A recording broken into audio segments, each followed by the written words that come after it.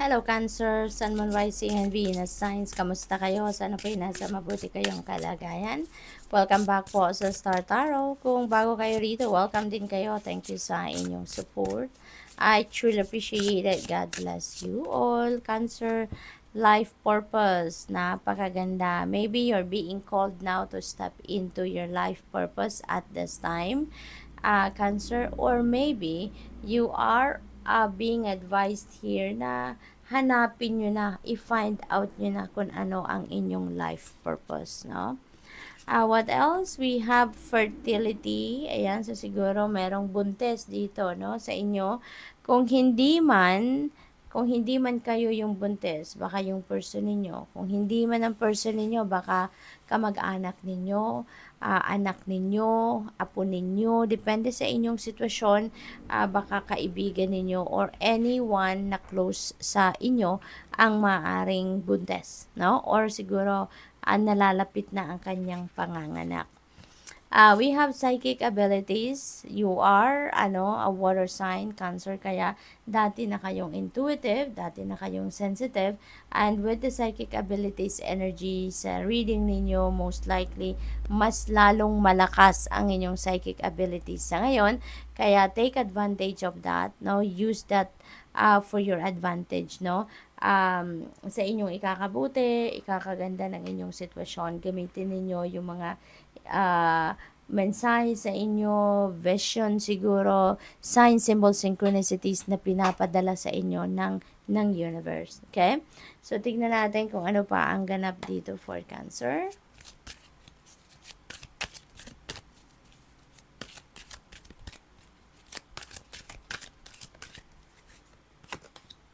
We have Chrysocolla, start fresh or starting a new endeavor siguro dito, or siguro magsisimula kayo ng bagong trabaho, career, negosyo, maaaring bagong relationship, or bagong yugto, no, sa inyong relationship, maaaring ganon.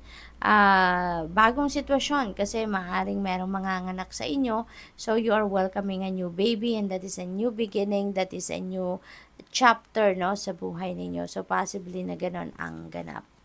We have Carnelian, feed your creativity. Ayan, so there could be opportunity dito sa paligid ninyo na gagamit ninyo para siguro ma-enhance ninyo ang inyong creative prowess. Siguro yung mga artistry ninyo sa ngayon, maaring that will be highlighted.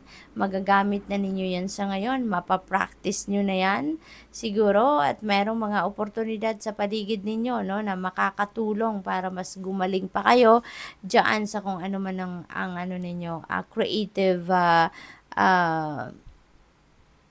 quality ninyo, ano. So, what else? We have blue lace agate, find your calm. Ayan, Cancer. Siguro, tensyonado ang iba sa inyo dito. Siguro, nai-stress ang iba sa inyo.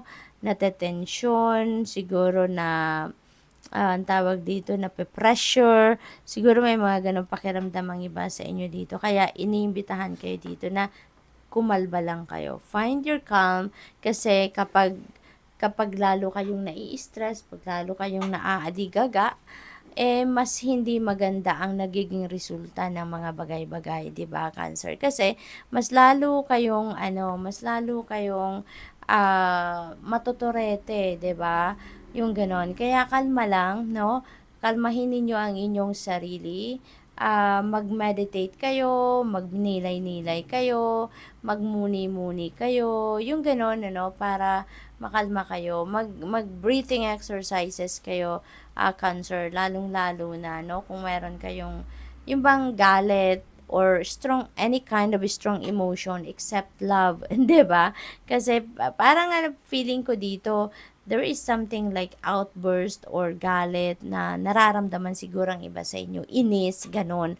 Kaya kalma lang. Okay? Kalmahin nyo ang inyong sarili, at nang sa gayon, makapag reset kayo ng sarili ninyo, at may balik ninyo sa sa pagkakalma ang inyong isip, ang inyong damdamin. Okay?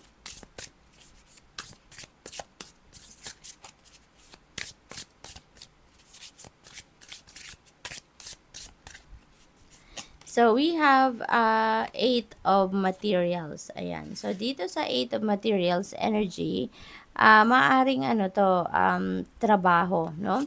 Maaring sa trabaho ito, maaring dito, yung find your calm na to, could be linked dito sa trabaho. Kasi maaring meron kayong kinaiinisan sa trabaho, baka yung boss ninyo, katrabaho ninyo, baka baka, alam mo yun, napoprovoke kayo or natitrigger talaga yung pasensya ninyo dito or yung galit ninyo. So, kalma lang, okay? Lalo na pagdating sa trabaho, dahil hindi kayo niyan makakapag-concentrate sa inyong ginagawa. So, eto lang, try to do breathing exercises, walk out muna kayo para wala kayong masabing hindi maganda.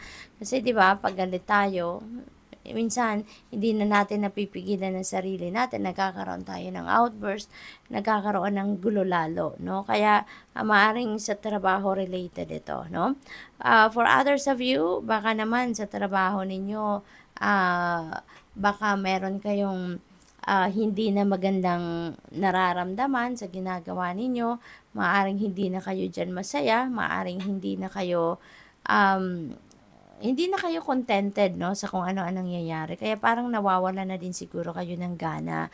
Kaya siguro ang iba sa inyo dito, nag-aaral, nagre-research, because you are preparing, no, for a career path, for a new career path. So, maaaring yun ang sitwasyon ng iba sa inyo dito na baka gumagawa na kayo ngayon ng mga paraan para maihanda ninyo ang sarili ninyo para pag ready na kayo na-equip nyo na yung sarili ninyo ng kailangan ninyo doon sa trabahong bagong papasukan ninyo or a-applyan ninyo trabaho, then at least nagawa nyo na ang lahat para handa na kayong umalis or handa na kayong mag-switch ng careers.